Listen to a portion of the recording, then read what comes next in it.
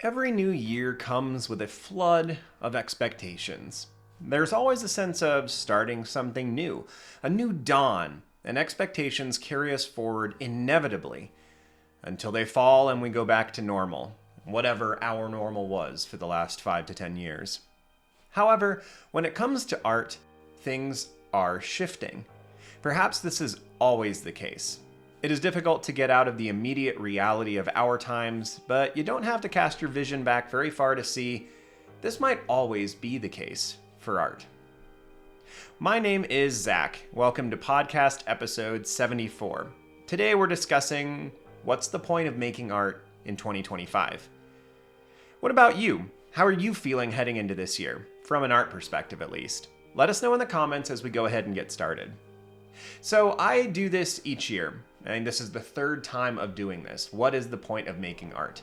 I like to take a moment and focus at the beginning of each calendar year and just think about how things have shifted for me and also how things might have shifted for the art community more broadly.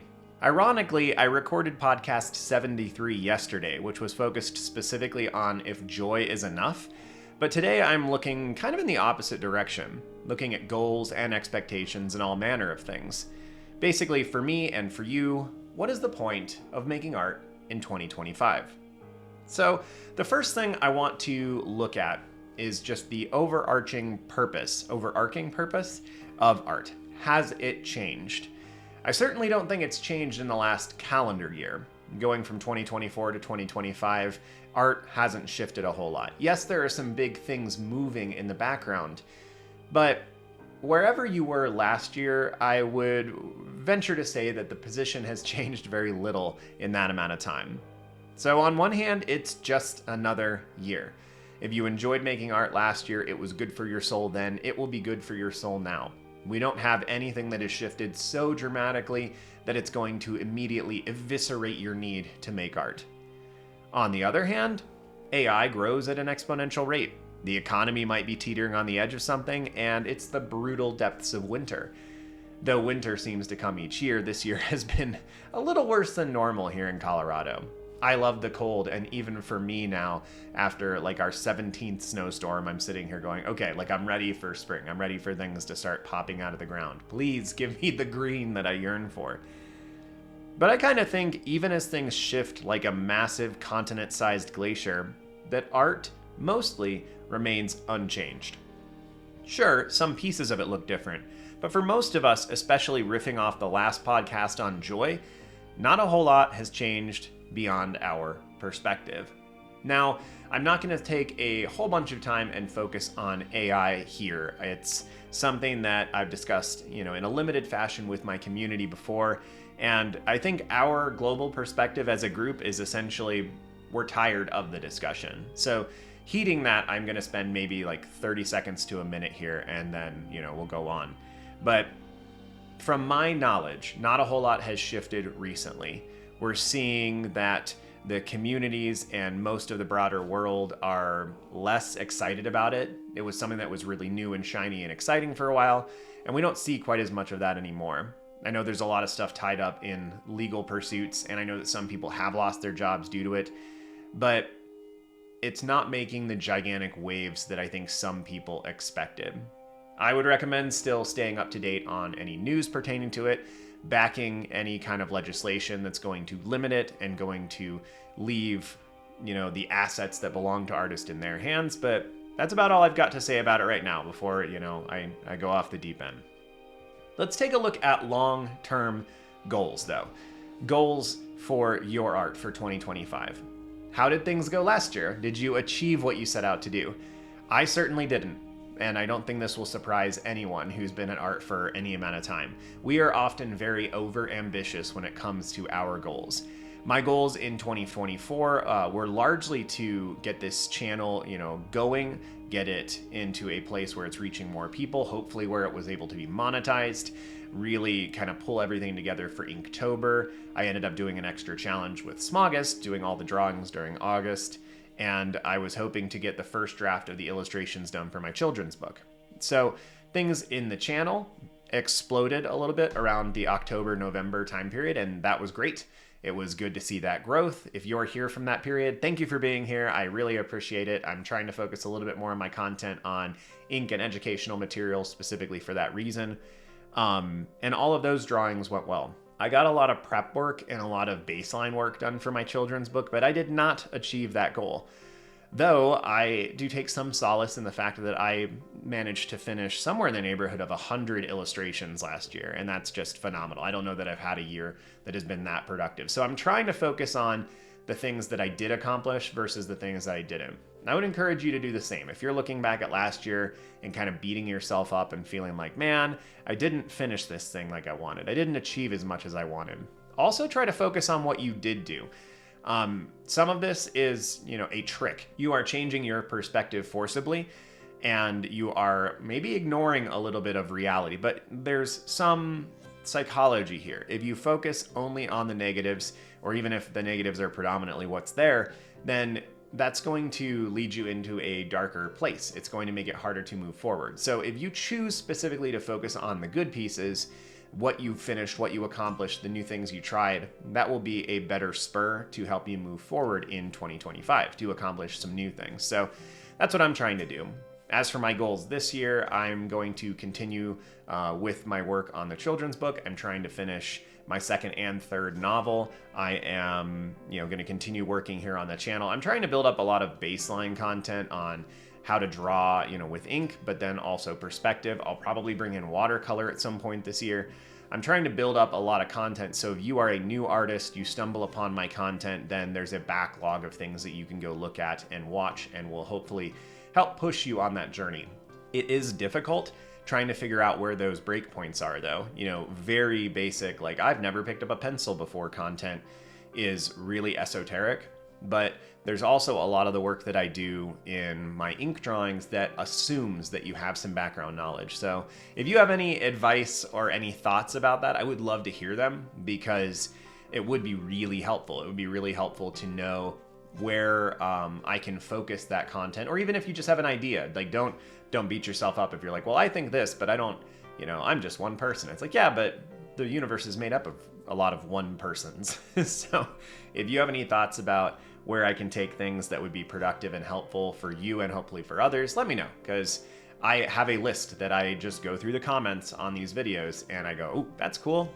Oh yeah, crystals would be a fun thing to work on. Oh yeah, let's talk about warriors in fantasy.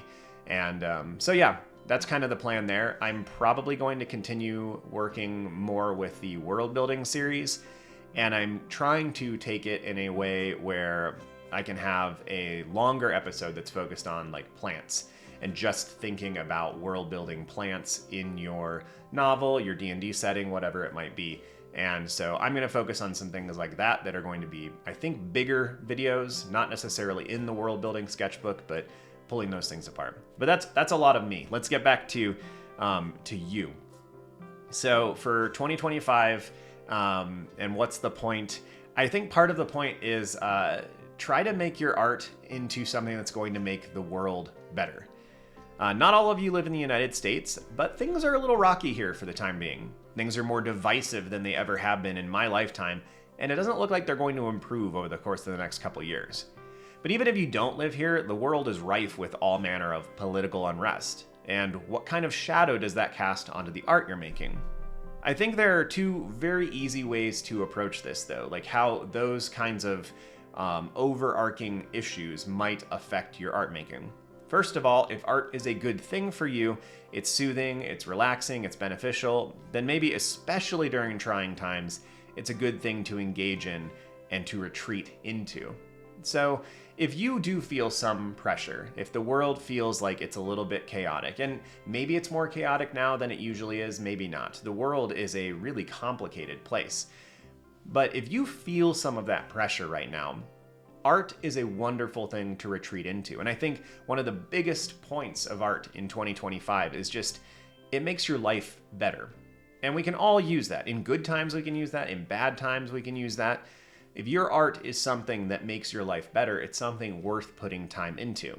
And this would obviously mean that I would encourage you not to work on highbrow, stressful illustrations and paintings and things like that. I would encourage you to focus on things that are specifically tailored toward making your life more enjoyable. That might mean just drawing a lot of dinosaurs.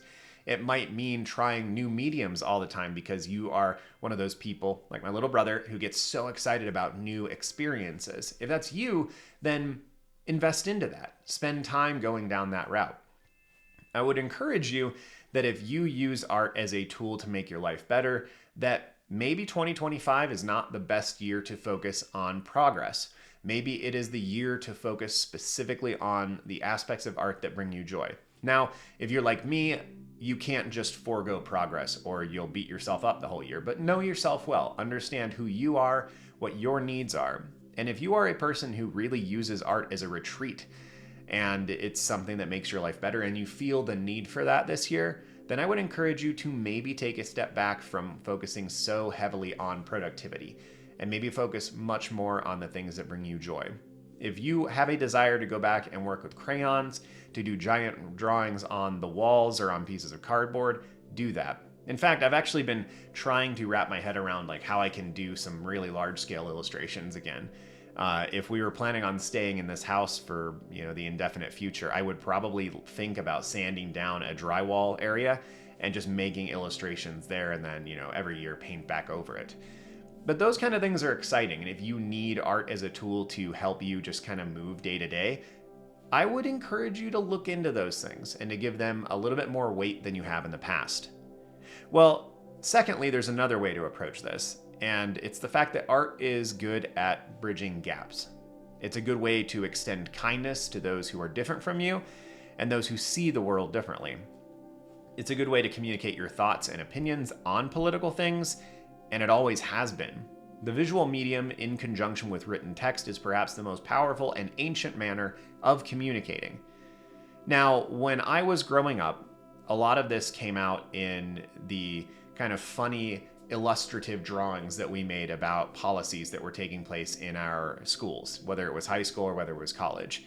I was obviously a part of the art community there, and there were many times where me and my fellow students would make drawings about things that were happening in the broader world that we didn't like, and we'd make them into comic things. You see this with political cartoons over the course of the last, 800 years. If you know when the oldest political cartoon is, let me know. It's probably way, way, way older than that, but it became a prominent art form, I think, during the Renaissance. But, somebody fact check me on that. I would love to hear it. But that is another angle that art can take during potentially trying times, is your art can actually be used as something to bring people together, to encourage people, to make people laugh, to communicate specific things, to get across what you want to get across. For some of you, that is not going to be a good idea. It is going to be detrimental. It is going to focus negativity back on you from anybody who thinks differently than you. And so I would encourage you just to think about this one thoroughly before you engage in it. But art has always been a tool for this kind of thing. And if it might be of benefit to you, if you feel particularly resilient and stubborn, then that might be a good alternative for you as far as art goes. Additionally, art can be something worth investing time into in 2025 just because it's normal. If you've done it for a long time, keeping consistency in something can be really beneficial. So regardless of what's going on in the greater political climate, if work is hard for you, if finding a job is hard for you, if you're moving out for the first time, maybe you're finishing high school or college this year, you're moving back in with your folks, you're moving across the country somewhere else, you're moving to a different country, art can be a really lovely way to just maintain normal. I think a lot of people do this in other ways. I've got some students of mine that graduated a couple years back, and one of the things that they found when they went into adult life was they found rec leagues for sports. They tried to find something that tied back into what normal was for them growing up. There is strength in repetition. There is resilience gained from doing something that you've always done. Now, obviously, if it's got some trauma tied in there, then rethink things. But if art has been a part of your life for a long time, you've derived joy from it for a long time, it's been a good, beautiful, beneficial component of your life. If life's hard right now, it might be really, really good to anchor yourself there. Now, there's a temptation during difficult times to avoid things like art because it does demand a little bit of you. It is a little bit taxing. But I would encourage you that if it has brought you benefit in the past, during trying times, it's going to be all the better.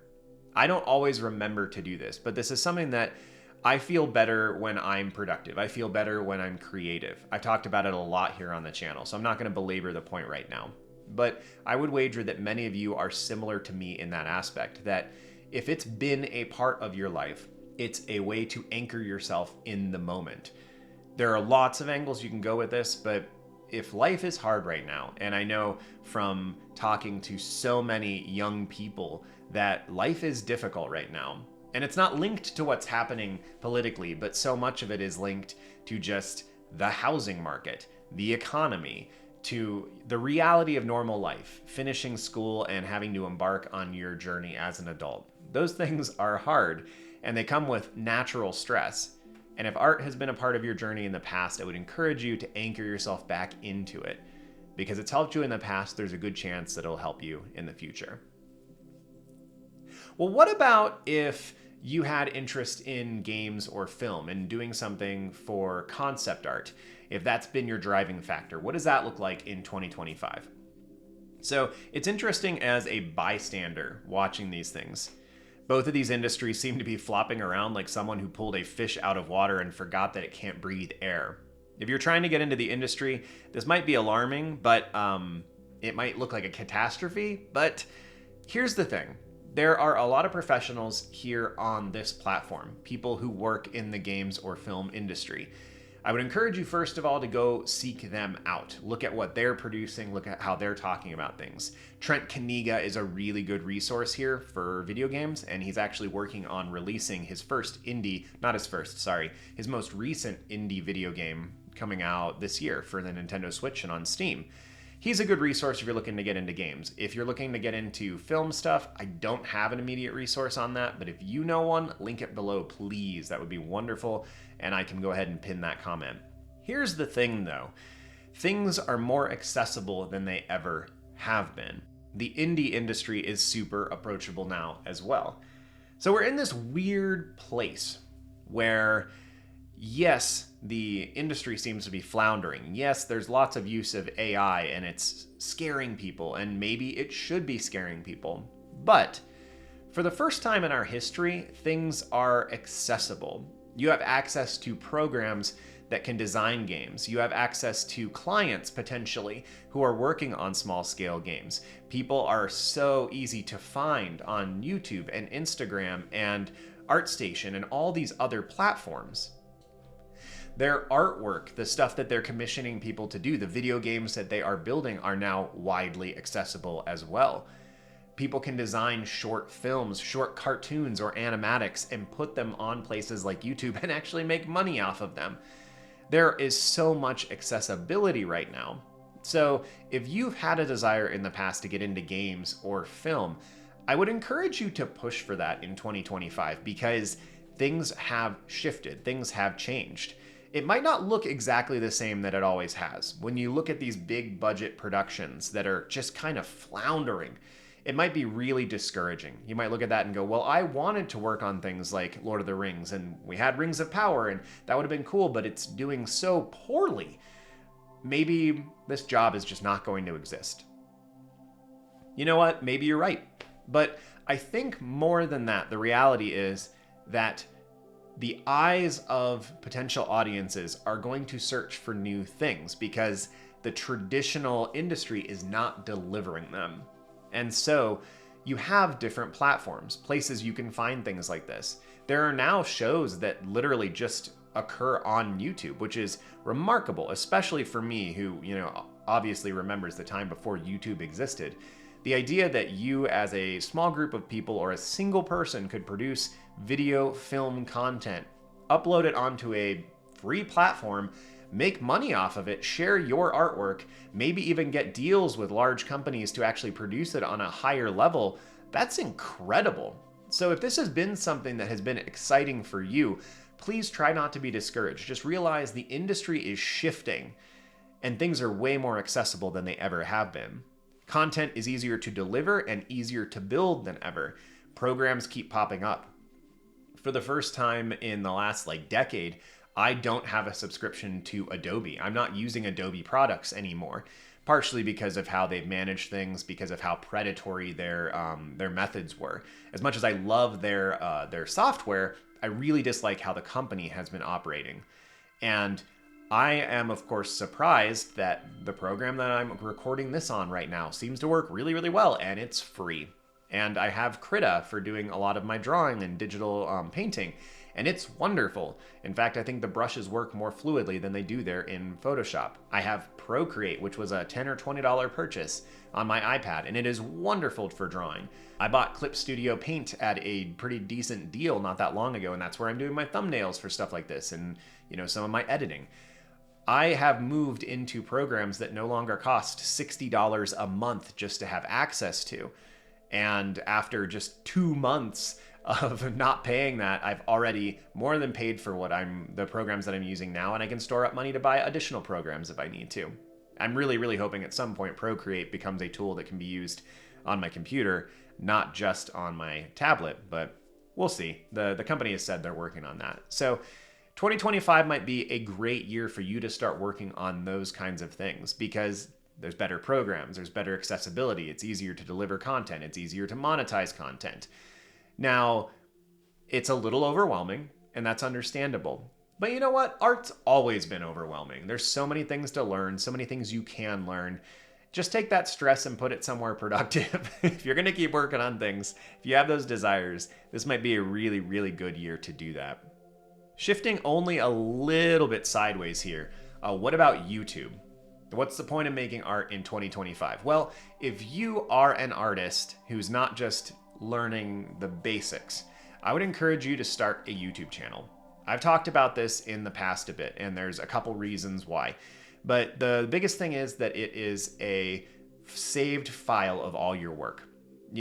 It keeps your work in a particular location. It shows the process for how your work came to be. It forces you to be a little bit more aware of how things are functioning. But even if you privated every single video, it's just a record of the stuff you've done. It's something that can be shown to people later. It can be used to share ideas with people across the world. It's a wonderful thing in that regard. Alternatively, if you do have some content that you make, something that you do that could be shared with others, you never know if it's going to be important for someone else. Maybe the comic you're working on. Maybe it's not the comic you're working on at all. It's actually the process of you working on the comic might be encouraging to other people. Maybe the way that you do layout is going to be something that is going to be beneficial for another human being, and they can take bits and pieces of that and augment their own work and make their life better. Is it worth making art and putting in the extra time of video editing and recording and all that to make someone else's life better? You can decide for yourself, but I would say yes. This world is made up of, billions of people, billions of humans like you. So many of them are artistic and are working on trying to find their own creative way. And if they're able to see hundreds, if not thousands of people that are just like them struggling and learning, it's encouraging. And again, you don't have to do much with a channel. I make 3 videos a week, but this is, part of my job at this point and something that I'm trying to build up. But I still take solace in the fact that there is benefit to the people who are hearing this, who are listening to this, who are watching this content.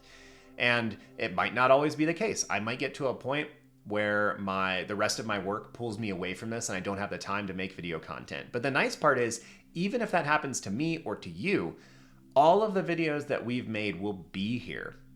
Now, I'm not talking about this from a financial standpoint. I'm not saying that do this because you'll make a ton of money. It doesn't make much money for most people. You're lucky actually if you make any money from it, but that's hardly the point. If we want to talk about money things, that was kind of the last content. And if you'd like to hear me talk about more on that aspect, just let me know in the comments. But when it comes to the YouTube idea, it's more about what it does for you and how it serves you and how it serves the community. And if you take all the money stuff out of there, it's just a wonderful, interesting thing that you can do. And you're also building up new skills when you do it. If you're recording audio, you have to learn how to do that. If you're writing scripts, you have to learn how to write a script, how you like writing scripts. You have to learn if you are the person who likes to do outlines, if you're the person who just rambles. All of this is beneficial. If you have anywhere down the pipeline for yourself a job interview, working on writing scripts, delivering information, recording audio, doing it take after take, and figuring out how to slow down your voice and make sure that it's coming across in the way that it needs to. All of these are really beneficial skills. It's a really good thing. There's a lot of stuff that you learn through this process. Learning how to film your content, really important. Learning how to do the video editing, really important. So even if your YouTube channel didn't do much financially, it's going to give you these skills. It's going to hone all kinds of things. And all of this is pretty much ignoring the fact that it's also going to hone your artistic skills. If you commit to doing 1 video a week or 2 videos a month for a year, then at the end of that, you will have some quantity of work that has been developed and is posted for the world to see. In addition, though, you'll have held yourself accountable and you'll have actually finished things. I have done more artwork in the last 2 years probably than I have in the 10 prior, largely because I knew I needed to make art in order to have stuff on this channel. That alone might have been worth it, even if I never made a dime from any of this. That alone might have been worth it. Not to mention that if I decide to go a different direction here soon, I have hundreds, if not thousands of hours of audio and video editing experience. Now, I don't edit particularly complicated things on my videos, but I have slowly gotten better and better and learned the formats and understood how they function. And I think with now just a little bit of extra work, I could actually edit really, really solid videos. I just don't think there's much of a point in the kind of content that I put together here. But if you have any desire, if you have any plan to do things with YouTube, I would encourage you to take that jump, take that leap.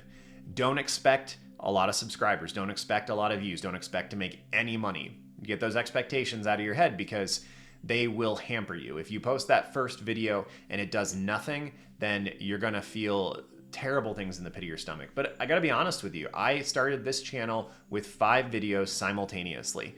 They had decent thumbnails, they were colorful, and I had an intro to the channel. Then were my first videos good? No, but they were not terrible.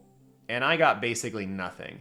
I think for the first week that I had the channel, I might have gotten a dozen views over the course of all 5 videos that I put up. That is nothing, but it slowly built over time. And I was very discouraged at first because, of course I was. I am pessimistic about everything in my life except when it comes to art and exciting dreams. And then I shoot myself in the foot because I'm like, oh, I thought this was going to go well.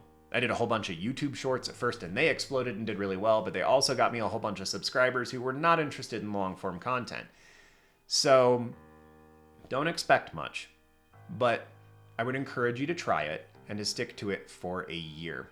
And if you do, share with us on the Discord server that's attached in the link down below, and we'll check things out. I mean, I can't speak for all of the people in the Discord server, but it's at least a small community that can maybe give you some advice and help you, moving forward with those kind of things. The last thing I want to touch on here before we close out this podcast is try a new medium. So the point of making art in 2025, try new things. I'm 37 years old, and though by the time this goes live, actually, I'll be 38. I've been at this for a long time. I have been drawing and painting regularly with intent for at least 30 years. I still discover new and exciting things artistically all the time, and it's great. And I think this is going to be one of my things I'm going to dedicate some time to this year. I'm going to specifically work on going through my backlog of sketchbooks, drawing materials, pens, pencils, inks, paints. I'm going to try to go through and actually use all of the materials that I have. And then, of course, I'm going to greedily accumulate more because we're all just dragons hoarding art supplies, aren't we? But for you, I would encourage you to do this, regardless who you are. You work only digitally, try a bunch of new brushes, try working analog, get some new sketchbooks, challenge yourself to do something different. If you've never finished a sketchbook, I would encourage you to set up some really odd parameters and then try to push through and finish a sketchbook. Likewise, if all of your sketchbooks are always the same kind of paper, try Bristol, try watercolor paper, try mixed media.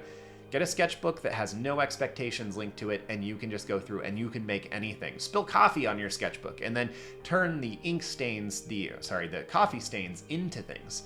Try new things. There are so many exciting materials. If you don't have much money to spend on things, that's okay too. I'm sure there's a whole bunch of content on here about how you can draw with things that are not particularly even supposed to be drawn with. Like I mentioned, you can paint with coffee, you can paint with tea, and you can probably afford to get one of those somewhere and do some funny things. You could be entertained the whole year just by doing drawings with a Bic pen that you got from a local bank when you went in there to deposit, a check or something.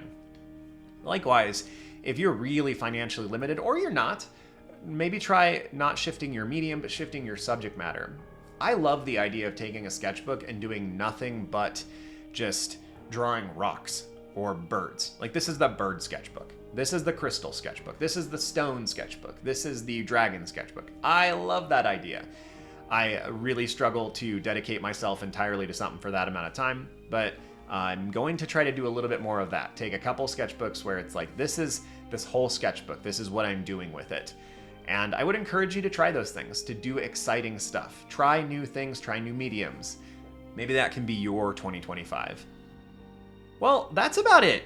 But what are your thoughts on this new year? If you're still here, kudos. I'd love to hear what your ideas are and what your plans are. There's really not much of a need for me to take a minute or two here and talk about my perspective because you've gotten it this entire time. This is exactly what I'm going to be doing. I am excited finishing the recording for this because ideas have occurred to me as I've rambled. I'm going to hopefully grab a sticky note in just a minute and write down some ideas for some things. But as always, thanks for being here. I really appreciate it. Thinking of my patrons as well who are on the screen right now. If you want to check out my Patreon, please feel free to do so. It's linked down below, right next to the Discord link, which I would highly encourage you to check out. It's free, it's a lovely community, and you just get to share your artwork with other people. Now have a good one, y'all. See you soon. And have a lovely 2025 artistically, and in all other ways, I pray that everything is as calm and chill as it possibly can be. Okay, I'm out.